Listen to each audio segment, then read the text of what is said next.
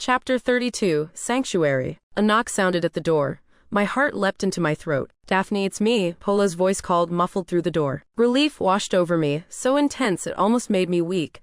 I hurried to the door, unlocking it and pulling it open. He stood there, holding a bag, his expression a mixture of relief and something else. Something that looked a lot like guilt. He was still wearing his wet formal attire. I found some things," he said, his voice hesitant. "They might be a little big, but—" I took the bag from him, my fingers brushing against his. A spark of familiar warmth passed between us, a reminder of the connection we'd forged. "Thank you," I said, my voice a little shaky. He stepped inside, closing the door behind him. And then he hesitated, his eyes scanning my face, searching. He looked like he wanted to say something, to explain, but the words seemed to catch in his throat. He ran a hand through his hair, which was still damp. "Daphne, I ran into Zeph," he began, then stopped, his expression troubled. "Are you okay?" I asked, the words rushing out, concern flooding me. He nodded, but his jaw was tight. "I'm fine," he said, his voice strained, just wound up. "I'm sorry about Zeph," I said, meaning it. "Stop," he said, interrupting me. He's out of control. I've already spoken to the executive board. He'll be facing disciplinary action. Possibly expulsion. I needed you to know that I am taking this seriously, that I won't tolerate his behavior, that I will protect you no matter what." I looked up at him, my eyes searching his. "You didn't have to do that." "Yes, I did," he said, his voice firm. "He crossed a line, he disrespected you, and I won't tolerate that, not from him, not from anyone." The intensity of his gaze, the protectiveness in his voice, sent a shiver down my spine. I was beginning to understand the depth of his feelings, the strength of his commitment, and it scared me a little, the sheer force of it. Before he could continue, I stepped forward and touched his lips with mine. It was a desperate gesture, a silent plea to recapture the connection, to erase the doubts, to silence the questions. He responded instantly, his arms wrapping around me, pulling me close. The kiss deepened, becoming a silent conversation, a sharing of the turmoil within us both. The room was dimly lit, the soft glow creating a sense of intimacy, of a world apart. He reached out, his hands cupping my face, his thumbs gently stroking my cheekbones. "Daph," he whispered against my lips, his voice raw with emotion. I need you." His words, so simple, so direct, so vulnerable, touched something deep within me. I leaned into his touch, closing my eyes. "I know," I whispered back, my voice trembling. I need you too." And then he kissed me again. It was different this time. It wasn't the urgent, desperate connection of earlier. This was slow, deliberate, tender, a gentle exploration, a hesitant offering. He tasted of champagne and mint, and something uniquely him, a scent that had become familiar, comforting. I opened my mouth to his, inviting him in. His hands moved from my face to my hair, his fingers tangling in my curls, drawing me closer. I wrapped my arms around his neck, my fingers finding the strong muscles of his shoulders, my body seeking his warmth. The kiss deepened, a silent language passing between us. He held me close, and I leaned into that embrace, seeking the reassurance of his presence. He lifted me then, his arms strong and sure, and carried me towards the bed. He lowered me gently, his eyes never leaving mine. He followed me down, his body hovering over mine, his gaze intense. He looked at me, his eyes filled with a mixture of emotions I couldn't fully decipher. "You are so beautiful," he whispered, his voice thick with emotion. He leaned down and kissed me again, his lips soft and warm. He held me, his embrace a promise, a sanctuary. I held him tightly, needing his closeness, his strength. "Daphne," he said, his voice a ragged whisper. He stilled, his breath catching. He lifted his head, his glacier blue eyes, usually so guarded, now filled with a fierce intensity. I pushed up slightly, seeking his gaze, needing to connect with him, to understand the storm raging within him. My hands framed his face. "Apollo," I whispered, using his real name, stripping away the pretense. "Look at me." His gaze locked onto mine, and then something shifted. The intensity remained, but it was joined by something else, something deeper, something vulnerable. I watched, mesmerized, as the realization dawned in his eyes. It was like watching a sunrise, a slow, gradual illumination. The possessiveness was still there, but now it was tempered by a raw, aching need that mirrored my own. He cupped my face, his thumbs tracing my cheekbones, his gaze burning into me, his breath hitched. "Daph," he whispered, my name a prayer on his lips. And then he leaned down, pressing his forehead to mine, his eyes still locked on mine. The closeness was intense, a sharing of breath, of heartbeat, of something unspoken but deeply felt. He shuddered, a tremor running through his body. His eyes, still locked on mine, were filled with an emotion so profound, so overwhelming, that it took my breath away. It wasn't just desire, it wasn't just protectiveness, it was love, raw, untamed, and undeniably real. And in that moment, looking into his eyes, I knew he felt it too. The realization seemed to wash over him, leaving him vulnerable, exposed in a way I'd never seen before. And in that vulnerability, in that shared and spoken understanding, I found a connection deeper than anything I had ever imagined.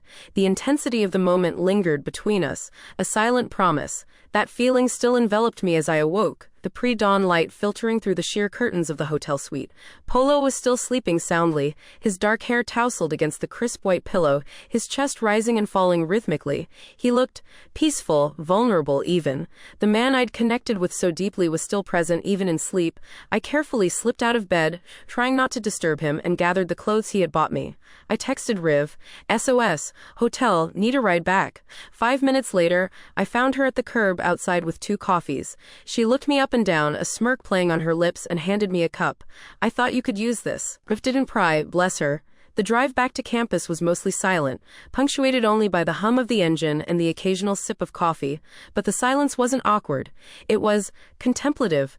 The rising sun cast long shadows, and I felt like I was emerging from a dream, a beautiful, intense, and slightly terrifying dream.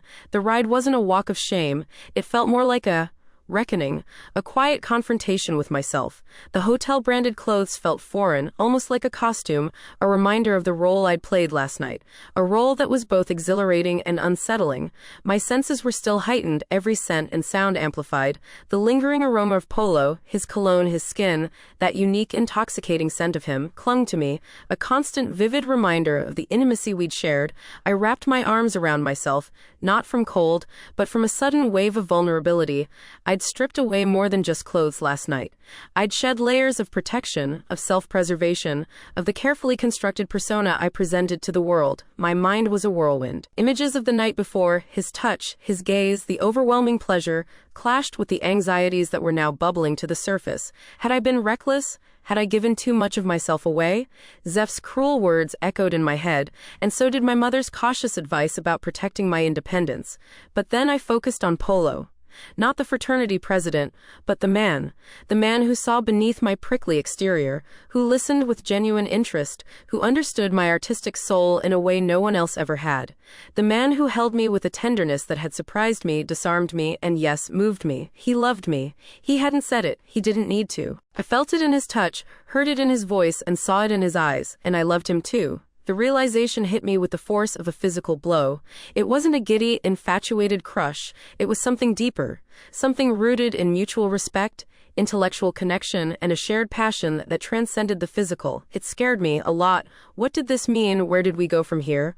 My carefully planned future, art school, independence, a life lived on my own terms, suddenly felt blurry. Could I reconcile that vision with a relationship with Polo Reyes, a man who seemed to exist in a different orbit, a man with his own set of expectations and a world of social obligations? A sliver of pride began to cut through the fear. It wasn't pride in landing Polo Reyes. It was pride in myself, in my courage to take a risk, to embrace my desires, to defy the limitations I'd imposed on myself. I hadn't shattered. I hadn't lost myself. I was still Daphne, but I was also different, stronger, perhaps, more alive, more connected to my own power. When Riv pulled up in front of the cottage, she didn't say "I told you so" or tease me mercilessly, though the glint in their eyes suggested that was coming later. Instead, she simply said, "You look radiant." I managed a weak smile.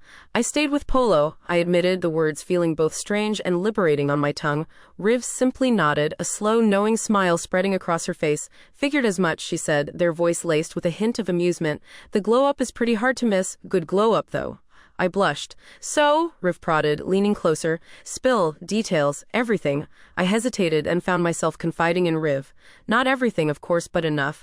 I told her about the cove, the conversation, the undeniable connection, about the way he made me feel. Riv listened intently, her expression shifting from surprise to understanding to a fierce, protective loyalty. "He's good to you, Daph?" she asked seriously, her gaze searching mine. "Yes," I said, the truth ringing clear and strong. "He is," I paused, then added, "but it's complicated. I'm still figuring things out." Riv nodded. "Of course. It's a lot, but I'm happy for you, Daph. You deserve to be happy. You deserve to explore this, to see where it leads. I don't want to lose myself, Riv, I confessed, my voice trembling. I don't want to become just his girlfriend. Riv squeezed my shoulder, her touch reassuring. You won't, she said firmly. You're too strong, too independent, too you. And if he tries to change you, to control you, to prune your vines, I'll personally castrate him with a rusty pair of garden shears. I laughed, a genuine heartfelt laugh that released some of the tension coiled within me. Thanks, Riv, I said, my voice filled with gratitude. I needed that. Anytime, Daph, she said, grinning. I nodded. For now, I just need to process and work studio time, grateful for her understanding and her unwavering support. Riv nodded. Fuel up, she said, gesturing to the coffee. And then create. And then we talk everything. I laughed again, but this time there was a nervous flutter in my stomach because I knew this was just the beginning of something huge, something potentially life-altering, something that could either break me or make me stronger than I ever imagined. As I walked into my bedroom, I felt a surge of courage, of hope, of readiness. I was Daphne Evans, artist, independent woman, and Polo Reyes lover. Maybe, possibly, probably. And I was ready to face whatever came next, even if it meant confronting jealous exes, societal expectations, and my own deeply ingrained fears. The game had changed, and I was ready to play, to win, my way.